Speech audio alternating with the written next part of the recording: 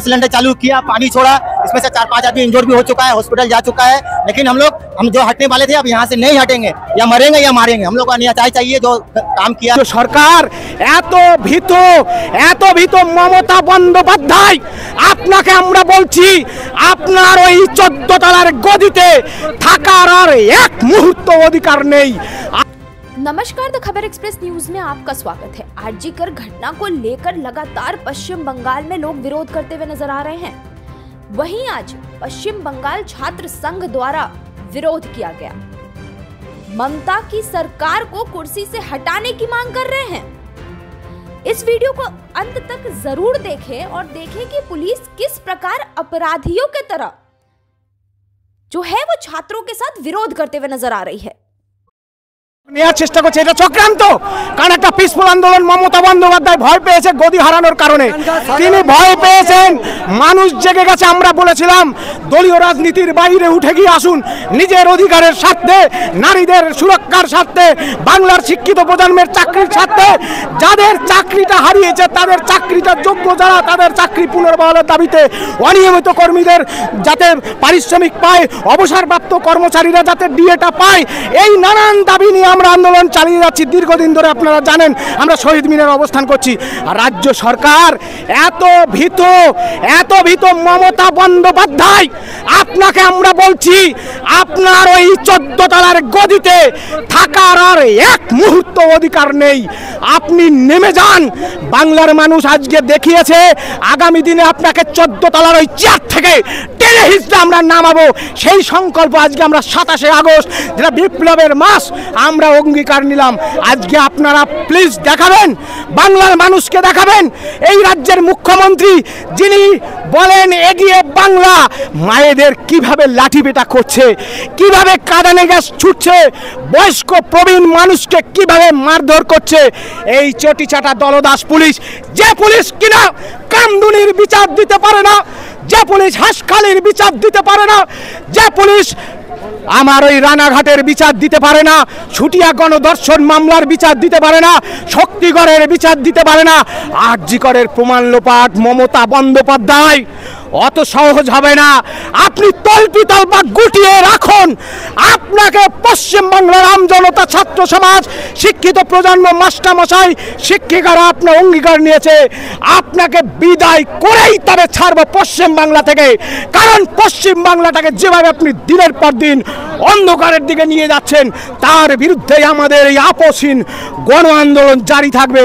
আজকে আপনার স্বৈরাচারী তা প্রকাশ পেয়েছে। আপনার দলদাস পুলিশকে দিয়ে আপনি যা করেছেন, আগামী দিনে বাংলার মানুষ, আমজনতা, জাতি ধর্ম বর্ণ ভেদাভেদ ভুলে গিয়ে, সমস্ত দলীয় রাজনীতির সংকীর্ণতা ভুলে গিয়ে আগামী দিনে মাঠে নামবে আর বলবে হীরক রানী বাই বাই, হীরক রানী, হীরক রানী, দাবিও এক, দফাও এক, দাবিও এক, দফাও এক। বুক পেতেছি গুলি কর, জাস্টিস ফর আরজিকর। আর একবার ধরে দিন, বুক পেতেছি গুলি কর, বুক পেতেছি গুলি কর, জাস্টিস ফর আরজিকর। এই পুলিশ, বুক পেতেছি গুলি কর।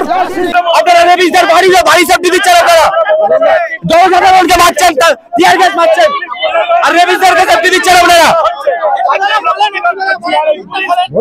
কি বলবে ওরা? ওদের ঘরের মেয়েদের হয়নি, কি বলবে ওরা? আজকে ওদের অবস্থা আছে। এই ধরনের দলদাস পুলিশ, তাদের বাড়িতে মেয়েরা বড় হচ্ছে পুলিশের। আমরা তাদের জন্য আন্দোলন করছি। আজকে তারা আমাদের আন্দোলনকে আজকে দাবি দাবা যাচ্ছে। আমরা প্রতিবাদ চাই। আজকে প্রতিবাদ हर महिला चाहती है कि ममता दी को हटाओ, देश बचाओ। आज ये प्रोटेस्ट का आप लोग का उद्देश्य क्या है? ये प्रोटेस्ट ममता दी के लिए है, साधारण आदमी के लिए नहीं है। आपको क्या लगता है ममता दीदी रेपिस्ट को ढक रही है? नहीं, ममता दी को फांसी देना चाहिए। हम लोग एक जगह से एक जगह आए, एक महिला के अत्याचार के लिए इंसाफ मांगने। हम लोग को आगे बढ़ने नहीं दे रहा है। हम लोग को मजबूरी में आके डंडा चार्ज किया हम लोग पर। हम लोग कुछ बोले नहीं, लेकिन मजबूरी में फिर हम लोग को पत्थर ईंटा चलाना पड़ा। उसने गैस सिलेंडर चालू किया, पानी छोड़ा, इसमें से 4-5 आदमी इंजर्ड भी हो चुका है, हॉस्पिटल जा चुका है। लेकिन हम जो हटने वाले थे अब यहाँ से नहीं हटेंगे, या मरेंगे या मारेंगे। हम लोग को न्याय चाहिए, जो काम किया है गलत किया है उसको हम लोग को कोर्ट में उठाना है, उसको फांसी का सजा सुनाना है, हम लोग शांत हो जाएंगे। ये जो ममता बनर्जी है वो क्यों रेपिस्ट को ढक रही है? ममता बनर्जी कुछ नहीं कर सकती है, उसको सीट से गिरा दो। আমরা তো ব্যারিকেড অবধি যেতাম, ওখানে তো ব্যারিকেড বড় বড় ব্যারিকেড করেছে, ওয়াগান এনে দাঁড় করিয়েছে, আমরা তো যেতে পারতাম না, তাহলে কেন লাঠি মারছে? এই পুলিশ ভয় পেয়েছে আর ওই চটি চাটতে এসছে।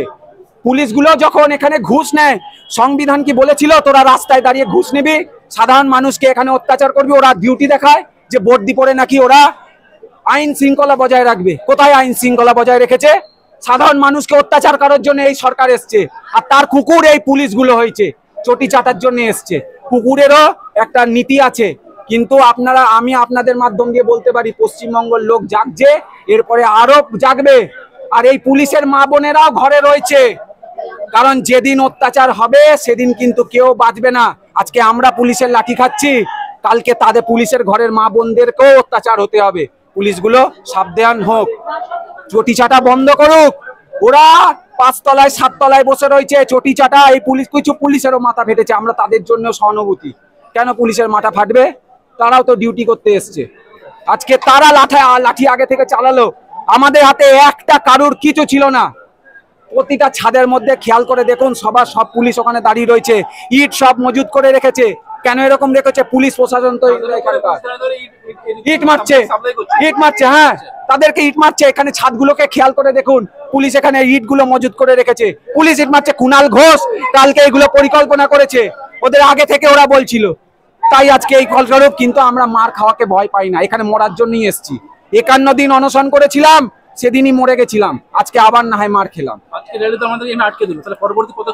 র্যালি চলছে, আমরা এখানেই বসে থাকবো। কখনো তারা বন্দুকের গুলি ছাড়ছে, কখনো লাঠিপেটা করছে, এবং তাদের প্ররোচনায় দুর্নীতিযুক্ত এই প্রশাসনের যে দল তৃণমূল, তাদের ছেলে মেয়েদের ঢুকিয়ে দিয়ে এই মিছিলকে বানচাল করার জন্য ইট পাটকেল ছুটছে। আপনারা দেখুন, সারা জনগণ, বাংলা জনগণ, আপনাদের কাছে অনুরোধ যে আপনারা এই দুর্নীতিকে আর প্রশ্রয় দেবেন না, জেগে উঠুন। আপনার বাড়ির মেয়ের জন্য, আপনার বাড়ির মা বোনদের জন্য আজকেই এই মুহূর্ত থেকে সজাগ হন। এই মুহূর্ত থেকে এক বাক্যে দেখে বলুন যে এই দুর্নীতিগ্রস্ত মমতার সরকার আর আমরা চাই না। আমরা জাস্টিস ফর আরজি কর চাই। আমরা এই জাস্টিস ফর আরজি করের স্লোগান দিয়েই মমতাকে গদি ছাড়া করবই করব। আর বলতে পারছি না।